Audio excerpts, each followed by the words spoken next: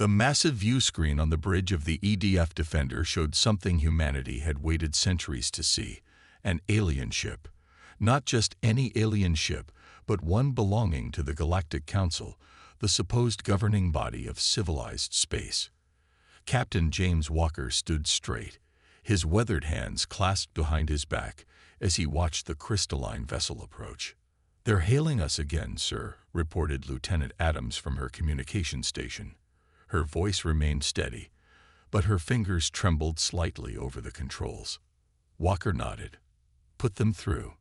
The screen flickered, revealing a being that seemed to be made of pure light. Its form shifted and swirled like Aurora Borealis given consciousness. When it spoke, its voice came through the ship's translators with an odd musical quality. "Humans of Earth," the being announced, "I am High Commissioner Light of Dawn. Your species has finally achieved sufficient space travel to warrant attention." The pause before the last word carried clear disdain. Walker kept his face neutral. "We're honored to make contact, High Commissioner. I represent the Earth Defense Force." The light being flickered what might have been amusement. "Defense Force. How quaint. Please prepare for inspection. We must evaluate your civilization's readiness for provisional membership in the Galactic Council." Before Walker could respond, 3 more crystalline ships emerged from what appeared to be tiers in space itself. They dwarfed the Defender, each one easily the size of a small city. The inspection team that arrived consisted of various energy beings and crystalline life forms. They moved through the ship with an air of superiority, scanning everything with their advanced devices. Their reactions grew increasingly condescending as they discovered more about human technology. The breaking point came when they reached the ship's armory. A crystalline being named Brightcore lifted one of the standard-issue rail rifles with its energy field, turning it over as if examining a prehistoric tool. Physical projectile weapons. Brightcore's crystalline form chimed with what could only be described as laughter. "You accelerate small pieces of metal to cause damage. How absolutely primitive." The inspection team's leader, a towering energy being called Pure Thought, moved forward. "Show us your energy weapons, your plasma cannons, your quantum disruptors." Walker exchanged glances with his weapons officer, Lieutenant Reed. "Sir, these are our primary weapons. We've found them highly effective in our tests." The entire inspection team erupted in what seemed to be their version of laughter. The sound reminded Walker of wind chimes in a hurricane. "Watch," Pure Thought announced. With a gesture, it created a shimmering energy shield in the middle of the armory. "Our most basic defensive technology. Even a child's shield can stop your primitive projectiles." Reed stepped forward, holding one of their rifles. "Would you like a demonstration?" "Please," Pure Thought responded, its voice dripping with amusement. "Waste your ammunition on our shield. It will be educational." Reed raised the rifle, but Walker held up his hand. "That won't be necessary, Lieutenant." He turned to Pure Thought. "We accept your assessment of our technology." The alien delegation seemed pleased by this submission. As they moved to leave, High Commissioner Light of Dawn delivered their verdict. "Humanity will be granted provisional membership in the Galactic Council under supervision. You will begin the process of dismantling these primitive weapons immediately. We will provide you with proper defensive technology once you prove yourselves worthy." After the aliens departed, Reed approached Walker. "Sir, why didn't you let me show them what our guns can do?" Walker watched the alien ships through the view screen, his expression thoughtful. "Because, Lieutenant, there's an old saying, never interrupt your enemy when they're making a mistake." He turned to face his crew. "Send word to command. Tell them exactly what happened here, and tell them to begin Protocol Silent Thunder." As the message was sent, Walker couldn't help but smile slightly. The Galactic Council had just made their first crucial mistake. They had underestimated humanity. They had looked at human weapons and seen primitives playing with metal and gunpowder. They hadn't bothered to understand the simple, devastating physics behind kinetic weapons. They would learn soon enough, but by then, it would be too late. Intelligence Officer Maria Thompson stared at her screen until her eyes burned. For the past week, she had been going through the database the Galactic Council had generously provided to Earth. While most of her colleagues were distracted by the advanced technology it described, she had noticed something else. A pattern. "Computer, show me the history of species 472 again," she said, rubbing her tired eyes. The screen displayed information about a race of silicon-based life forms who had joined the Council 300 years ago. They had been praised for their quick adaptation to proper technology standards. Now they were listed as a protected species, with a population of less than 10,000. She found 15 more cases just like it. The door to her office slid open, and Admiral Robert Cooper walked in. Even at this late hour, his uniform was perfectly pressed. "Tell me you found something to justify these late nights, Thompson." Maria nodded, pulling up more files on her screen. "Sir, look at these civilizations. All of them followed the same pattern. First contact, provisional membership, weapons replacement, and then," she gestured at the screen. "They all suffered some sort of crisis that left them dependent on Council protection." Cooper's face hardened. "How many?" 16 confirmed cases in the past 1,000 years. All of them were species that primarily used physical weapons, like us." She pulled up another file. "And sir, there's something else. The Council's shield technology. It's all focused on energy weapons. Every single advancement, every improvement, it's all about stopping plasma, lasers, or quantum attacks." "Because that's what they use," Cooper said slowly, understanding dawning in his eyes. "Exactly. They've never needed to defend against kinetic weapons because they convinced everyone to stop using them." Maria pulled up one final document. "And here's the best part. Their ship's hull materials are optimized for energy dispersion. They're actually more vulnerable to physical impacts than our own hulls." Cooper was silent for a long moment. "They're not incompetent," he said finally. "They're specialized. They've spent so long fighting only one type of war that they've forgotten all others." "Yes, sir. And now they're here to help us forget too." The Admiral straightened up. "Keep digging. I want everything you can find. I'm going to speed up Protocol Silent Thunder." He turned to leave but stopped at the door. "And Thompson, good work. Earth needs this information."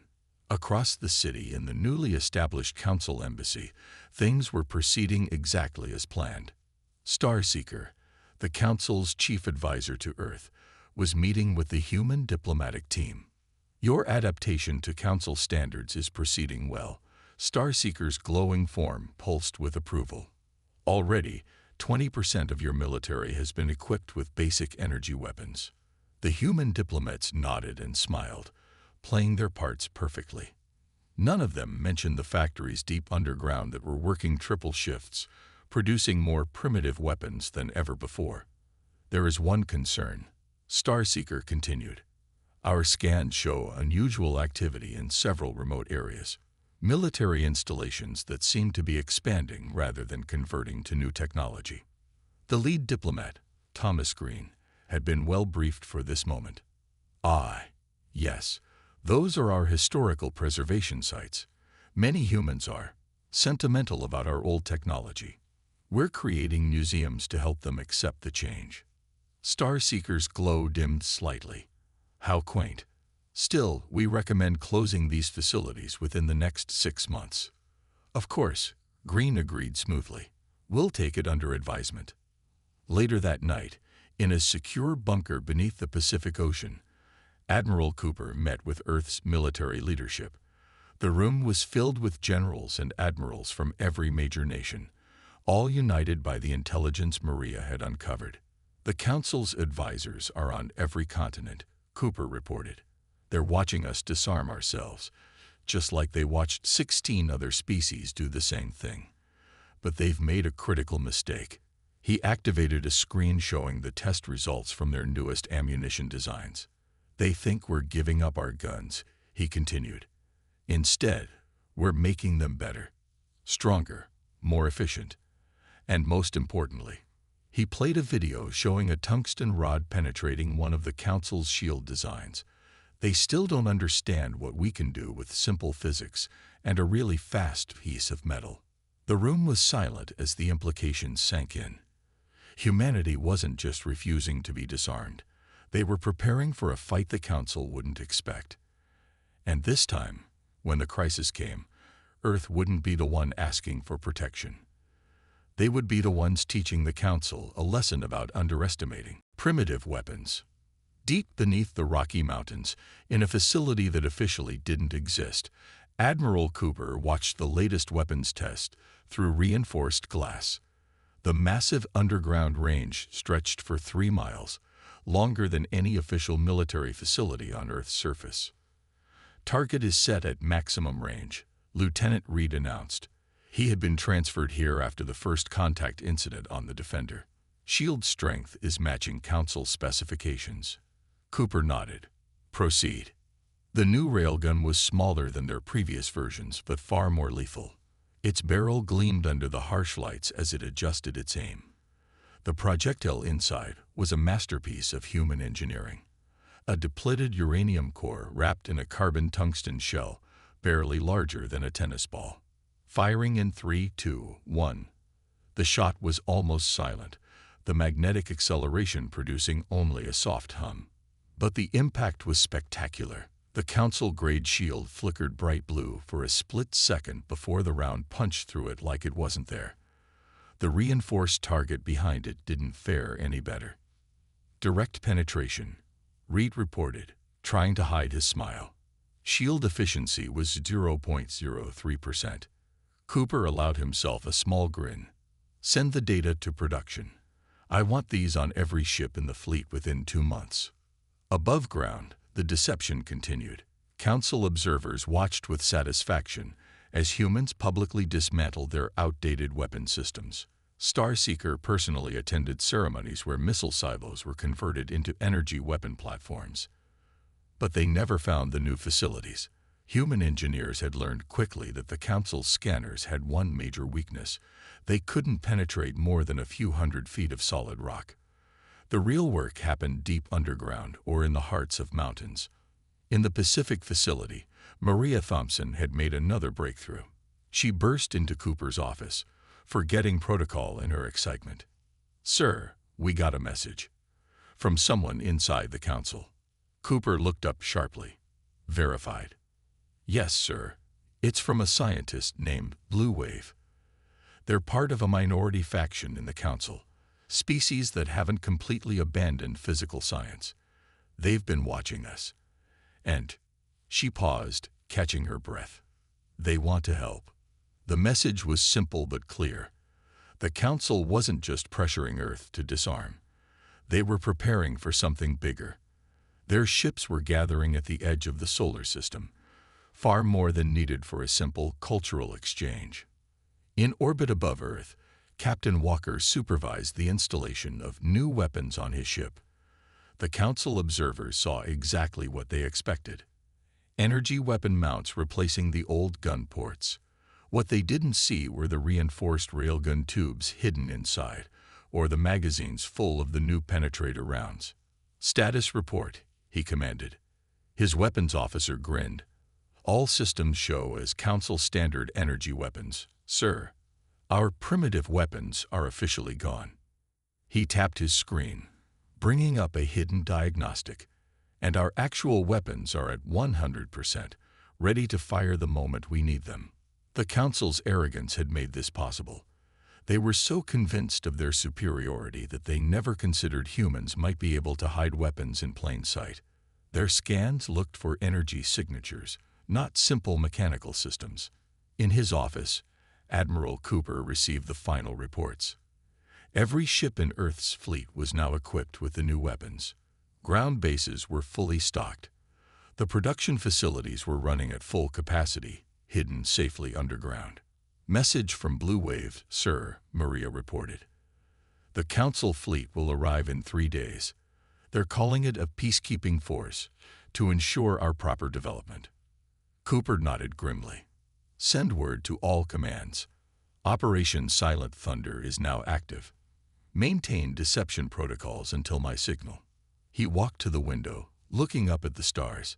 Somewhere up there, the Council's fleet was approaching, their ships protected by shields they thought were impenetrable, armed with weapons they believed were superior. They would learn too late that humanity hadn't given up its guns. They had just made them better.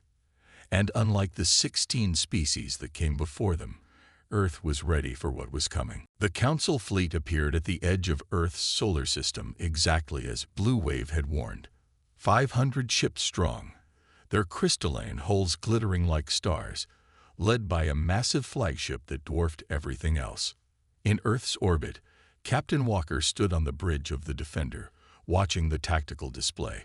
Around his ship, 30 other Earth vessels maintained their positions, all appearing to be properly converted to Council standards. "All ships reporting ready, sir," Lieutenant Adams said quietly. "Hidden weapons are armed but dormant. Energy signatures show only Council-approved systems." Walker nodded. Broadcast the surrender message. The message went out across all frequencies. Earth's fleet would stand down and accept the Council's peacekeeping mission. In their underground command center, Admiral Cooper and Maria Thompson watched the Council's response. The flagship's commander, High Lord Starflame, appeared on all screens. His energy form blazed with triumph. "People of Earth," he announced, "your cooperation is noted. We have observed concerning patterns in your development. The Council has decided direct intervention is necessary for your proper evolution." Behind him, the Council fleet spread out in a beautiful but threatening display of power. Their energy weapons powered up, creating a light show that would have been impressive if it wasn't meant to intimidate. "Your ships will be dismantled," Starflame continued. "Your remaining ground facilities will be converted. This is not a request. The Council has determined this is best for your species." Cooper pressed a button on his command console. "Captain Walker, you have permission to demonstrate humanity's response." Walker smiled. "With pleasure, sir." He turned to his weapons officer. "Target their flagship. 1 round only." The weapons officer's hands flew over his console, activating systems that had been hidden from Council scans.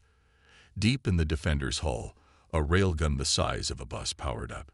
Its magnetic coils hummed to life as they prepared to launch a specially designed penetrator round. "Ready, sir." Walker took a deep breath. This moment would change everything. Fire. The shot was almost invisible to the naked eye.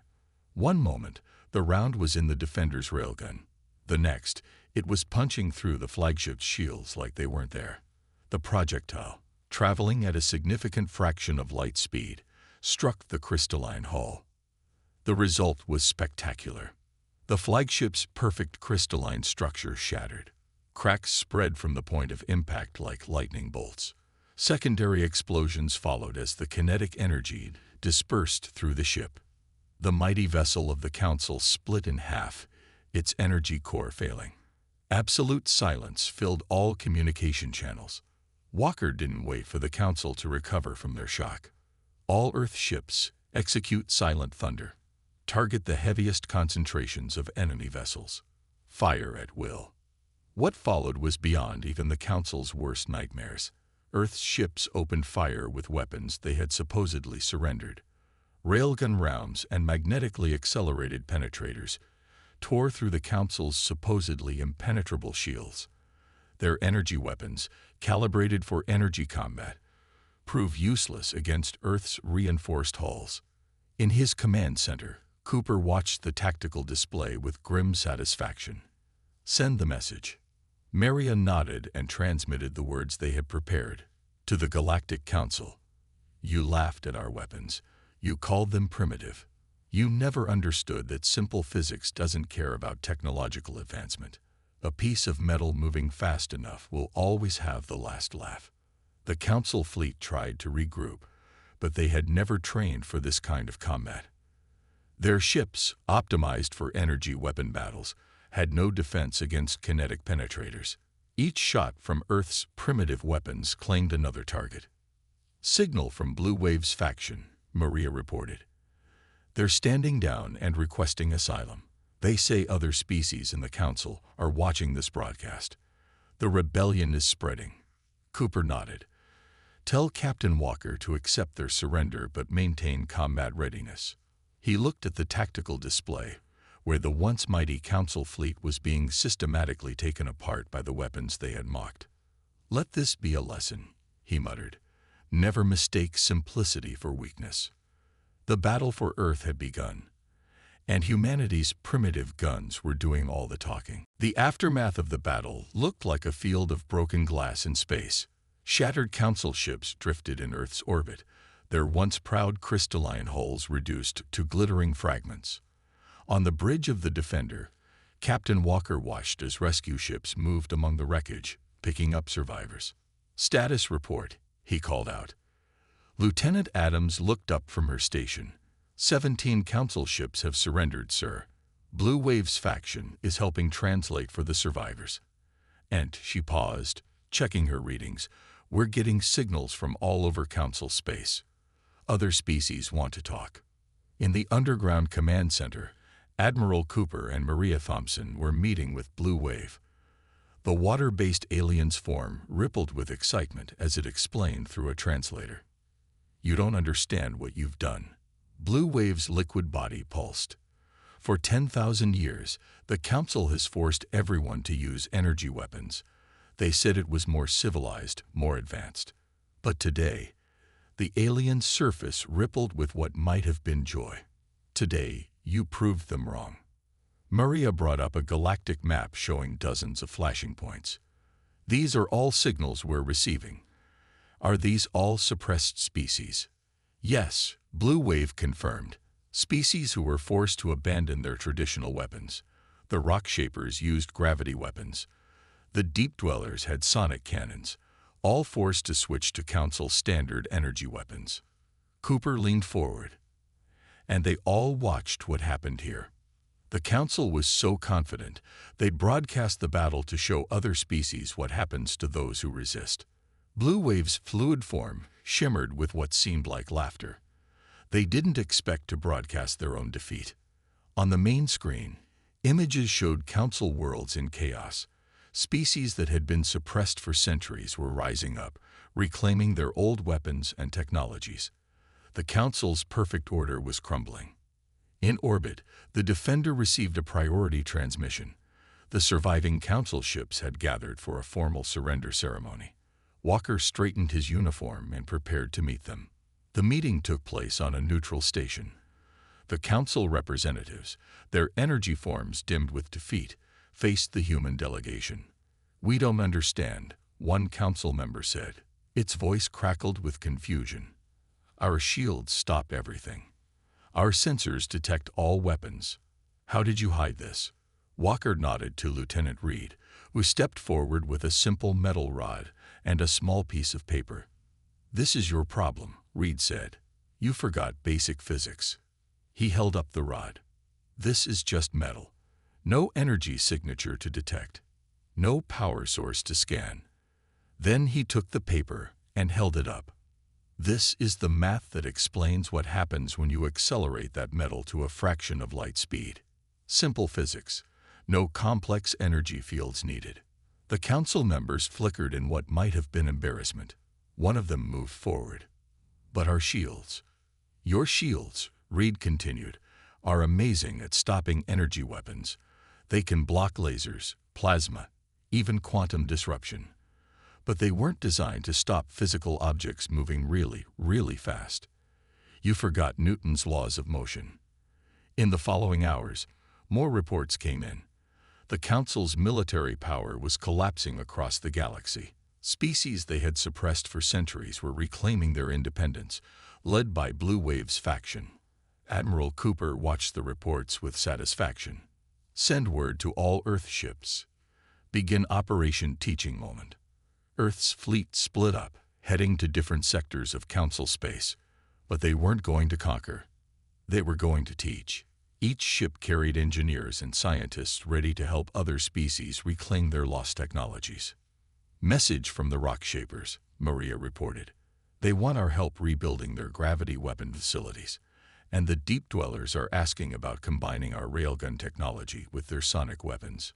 Cooper smiled. Tell them yes to both. It's time for the galaxy to remember that there's more than one way to fight. In the debris field around Earth, the cleanup continued.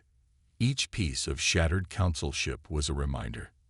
Never laugh at someone else's weapons until you understand the simple, unbreakable laws of physics behind them. The age of Council superiority was over. The age of diversity in warfare had begun. 1 month after Earth's victory, the galaxy had changed more than anyone expected. The grand halls of the Council's main chamber, once filled with only energy and crystalline beings, now hosted representatives from every species. Admiral Cooper stood at the speaker's podium, looking out at the diverse crowd. Rock shapers sat on their granite thrones, their gravity manipulators humming softly. Deep Dwellers floated in tanks of pressurized liquid, their sonic resonators creating gentle harmonies. Blue wave and other water-based life forms rippled in their environmental chambers. And among them, all walked humans, no longer seen as primitives but as teachers. The age of forced uniformity is over, Cooper announced. Today, we begin something new. In space, the results of this new age were already visible. Captain Walker's Defender flew in formation with a rock shaper dreadnought. The alien ship's gravity weapons had been upgraded with human targeting systems, making them more accurate than ever before. Reading from the Deep Dweller ship, Sir, Lieutenant Adams reported, they're ready to test the combined weapon system. Walker nodded. Tell them to proceed. The Deep Dweller vessel fired its new weapon, a human railgun modified to launch sonic projectiles. The test target, an old Council shield array, didn't stand a chance. The sonic round penetrated the energy shield and shattered it with sound waves from inside. Perfect hit, Reed announced. The Deep Dwellers are requesting the design specs. They think they can make it even better. In her new office aboard the Galactic Exchange Station, Maria Thompson met with representatives from dozens of species. Her walls were covered with diagrams showing different weapon designs, each one combining human principles with alien technology. The Council didn't just suppress weapons, she explained to a group of young aliens. They suppressed innovation. They forced everyone to develop the same way, use the same tools. They forgot that diversity makes us stronger. Blue Wave, now Earth's official ambassador to the recovering Council worlds, demonstrated this point. Its liquid form moved through a newly designed combat suit, a human invention that let water-based life forms fight effectively in any environment. Your people taught us something important, Blue Wave told Cooper during a strategic meeting.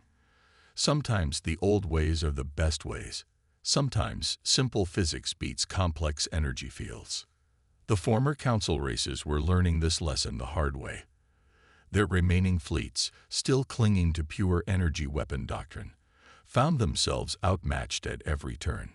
Ships using combined technologies, human railguns with Deep Dweller sonic warheads, rock shaper gravity cannons with Earth targeting systems, proved far more effective than pure energy weapons had ever been.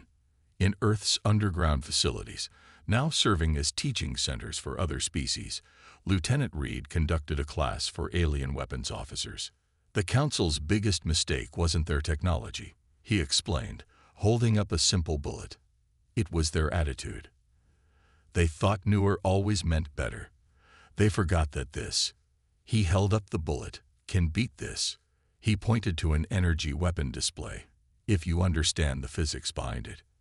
Admiral Cooper walked through the facility, watching aliens and humans working together. Rock shapers were teaching humans about gravity manipulation, while human engineers showed them how to make better railguns. Deep Dwellers shared their sonic technology, while learning about ballistics. Message from the outer colonies, an aide reported. The last Council holdouts are surrendering. They're requesting technological exchange programs. Cooper nodded. Grant their request, but make sure they understand.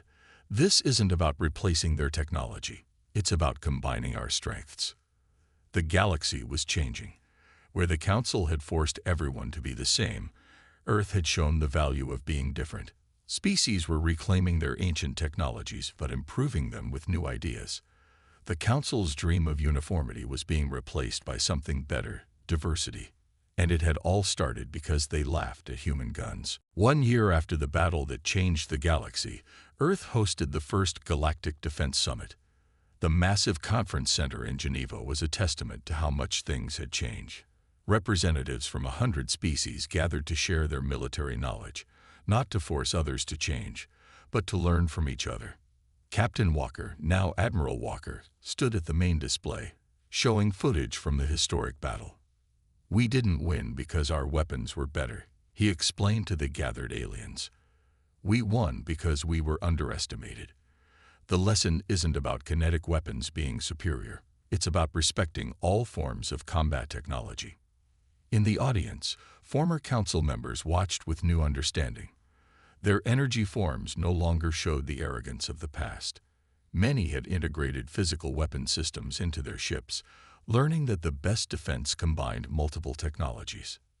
"The new Deep Dweller sonic kinetic cannons," Walker continued, "are more effective than pure kinetic or pure sonic weapons. The Rockshaper gravity-assisted railguns hit harder than either technology alone. This is the future, not forcing everyone to be the same, but combining our strengths." Maria Thompson, now heading the Galactic Technology Exchange Program, presented next. Her office had become the center of a revolution in military science. The walls displayed weapons that would have been impossible a year ago. Crystalline rifles that fired both energy beams and physical bullets, sonic disruptors enhanced with gravity manipulation, and shields that could stop both energy and kinetic attacks. The Council's greatest mistake, she told the audience, wasn't their technology. It was their belief that their way was the only way. Look around this room. Every species here has something unique to offer. Blue Wave, representing the Reformed Council, demonstrated this point. Its liquid form wore the latest version of the combat suit, now enhanced with energy shielding. "My people once thought water-based life forms couldn't fight effectively," it announced. "Humans taught us that any physical form can be an advantage if you think creatively." In orbit, the Earth Defense Force had become the core of a new multi-species fleet. The Defender, now upgraded with technology from a dozen worlds, patrolled alongside ships of every design imaginable. Rockshaper dreadnoughts used gravity wells to accelerate human kinetic rounds to unprecedented speeds. Deep Dweller cruisers combined sonic weapons with traditional guns to devastating effect. Admiral Cooper, watching from his office in the new Galactic Defense Command, smiled at the sight. His screen showed reports from across known space. Species that had been oppressed for millennia were flourishing, developing new technologies that combined their traditional methods with innovations from other races. "Final report from the Reformation Committee," his aide announced. "The last of the old council laws have been repealed. No species will ever be forced to abandon their native technology again." Lieutenant Reed, now Commander Reed, ran the Galactic Weapons Testing Facility. The facility had expanded, with sections dedicated to every form of combat technology known to any species. "Today's test," he announced to a group of alien officers, "will demonstrate why understanding basic physics matters more than how advanced your technology seems." He held up two weapons, a simple revolver and an advanced energy pistol. "Both of these have their place," he explained. "Both can be effective. The key isn't which one is more advanced, but understanding how and when to use each one." The galaxy had found a new balance. The council chambers, once a place of forced conformity, now hosted passionate debates about combining different technologies. Research centers studied how to merge energy weapons with physical projectiles, how to enhance sonic weapons with gravity manipulation, how to create shields that could stop any type of attack. And through it all, Earth's lesson remained clear. Never laugh at someone else's weapons until you understand the physics behind them. As the Defense Summit concluded, Admiral Walker stood with representatives from every known species. Together, they signed the Galactic Defense Charter, a document that guaranteed every race the right to develop their own military technology, while encouraging cooperation and exchange of knowledge. The galaxy had learned its lesson. Diversity wasn't just about biology or culture. It was about recognizing that there were many paths to the same goal. And sometimes, the simplest solution was the best one. The Council had laughed at human guns. Now, they learned from them.